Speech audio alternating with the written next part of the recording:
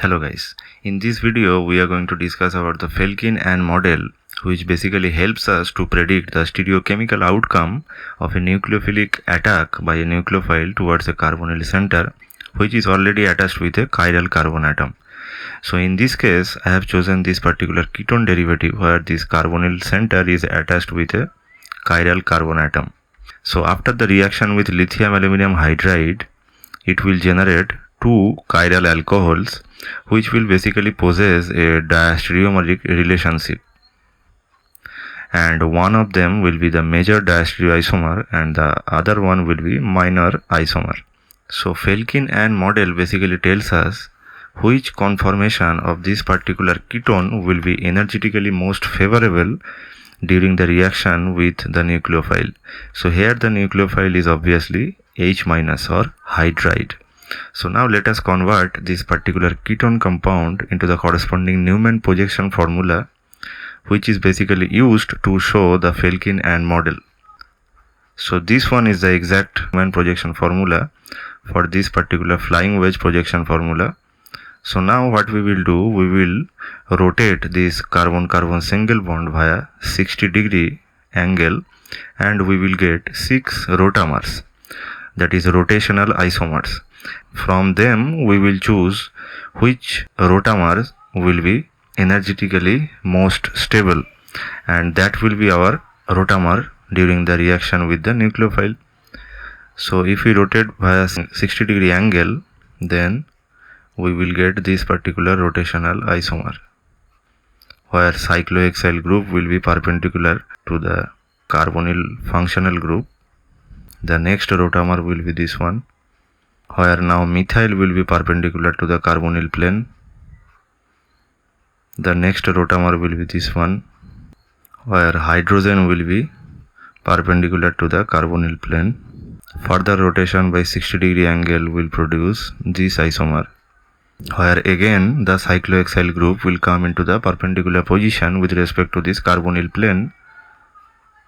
Then again if we rotate via 60-degree angle, then we will get this rotamer where methyl now in the perpendicular position, and if we further rotate it via 60-degree angle, then we will obviously get the initial rotational isomer, that is this one.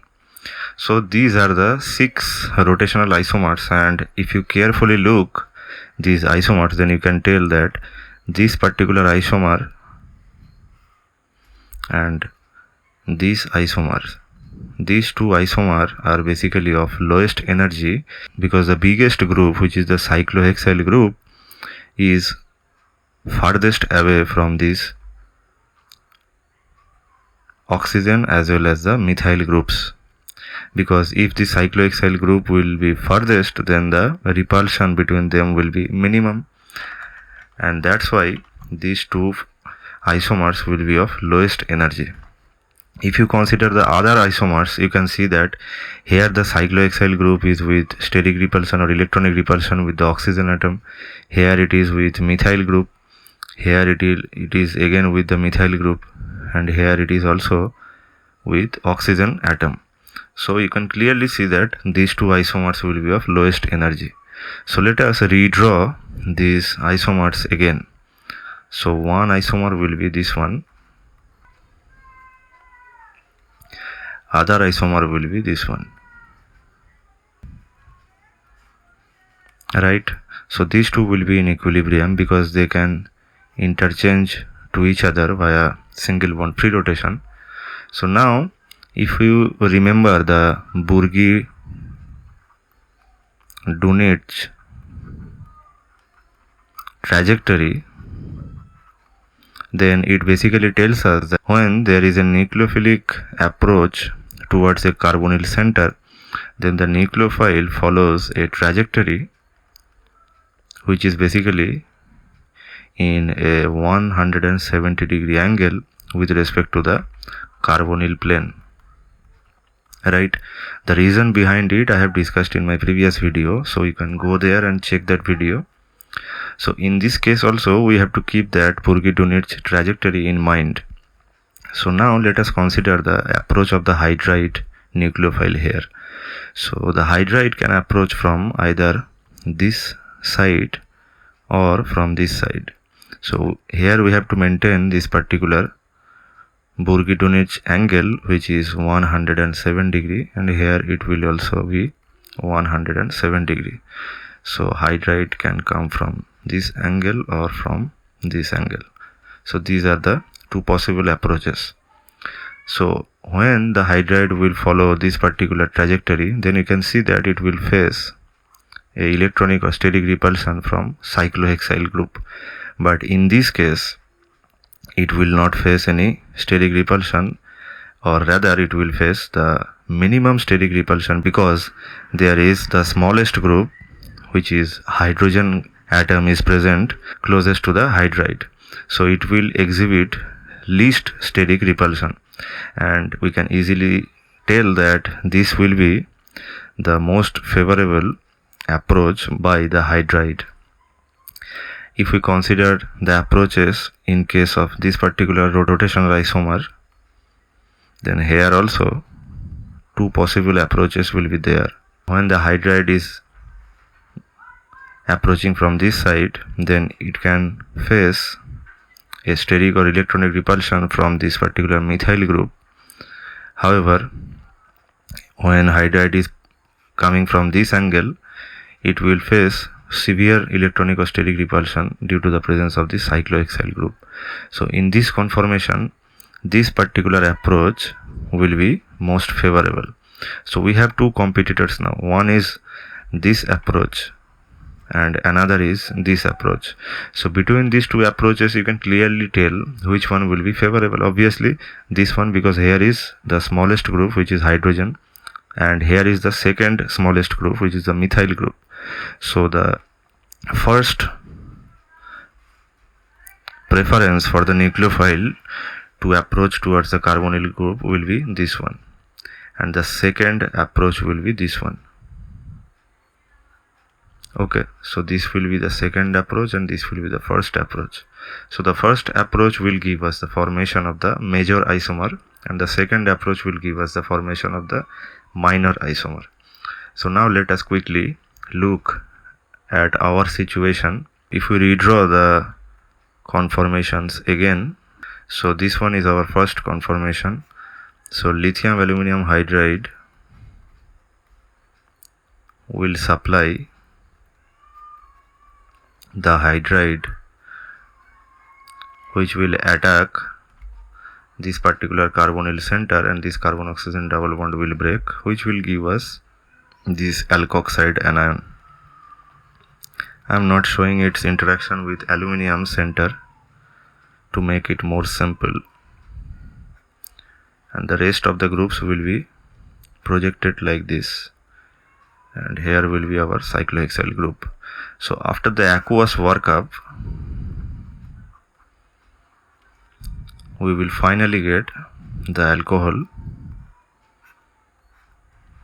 Here is the OH group, here is hydrogen, and here is methyl. Here will be our methyl, hydrogen, and here is the cyclohexyl group. So now if we quickly convert it into the corresponding Sawhorst projection formula, then you can see that this will be the Sawhorst projection formula. This cyclohexyl and this methyl group are in the corresponding positions. This particular hydrogen group will be in the below, and this OH group from the front carbon atom, that is here, this OH group will be in this position, and the methyl group is left and the hydrogen group is in the right side. So this is the corresponding Sawhorst projection formula. So we have to keep this cyclohexyl group and this methyl group in the plane or on the plane, and for that we have to rotate further along this carbon-carbon single bond, and we want to keep this cyclohexyl group at this position and the methyl group at this position. So if we rotate this, then we will get this particular form.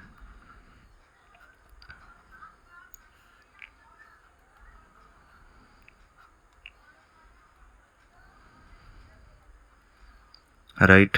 So now if you convert this into the corresponding flying wedge formula, then you can get this one, where the OH group will be above the plane, the hydrogen will be below the plane, and here the methyl group will be below the plane and the hydrogen will be above the plane. So this will be our major isomer. So let us quickly check this conformation with our actual product conformation. So here keep in mind, this methyl group is below the plane, this OH group is above the plane. This methyl group is below the plane and this OH group is above the plane. So we have just encountered the formation of the major isomer from the Falk-Inn model. So now let us see how the minor isomer is forming.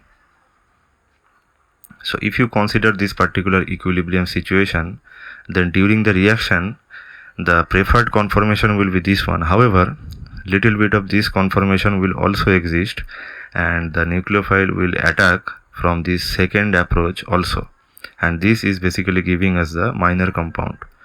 So if we draw the conformation for the second approach, then it will look like this. Here will be our methyl group, here will be the hydrogen.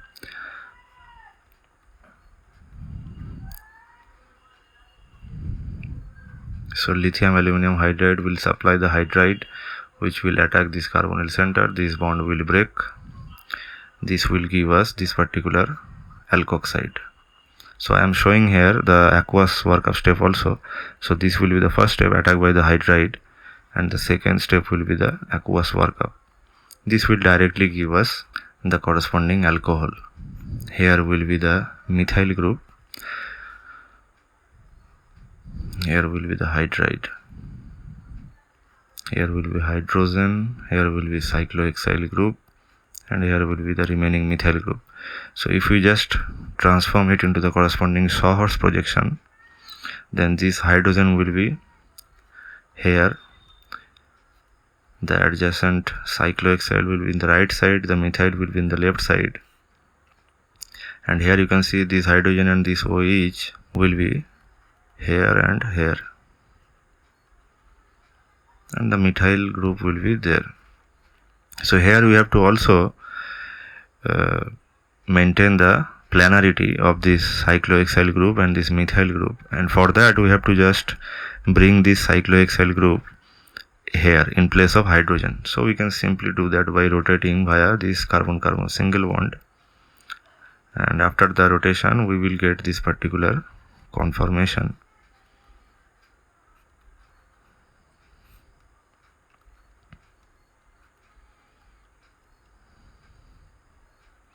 Right, so if we transform it into the corresponding flying wedge formula, then it will look like this. So here this OH group will be below the plane, this hydrogen will be above the plane, the methyl will be below the plane, and the hydrogen will be above the plane. So this is the minor product. So let us match the stereochemistry of this minor product with the above written one. So the methyl group is below the plane, OH group is also below the plane, the methyl group is below the plane, and the OH group is also below the plane. So we have just understood how the major and minor diastereomers are formed during a diastereoselective reduction of a ketone compound, where the ketone functional group is attached with a chiral carbon atom using Falk-Inn model. So this is it for this video. Thank you for watching this video. See you in the next video.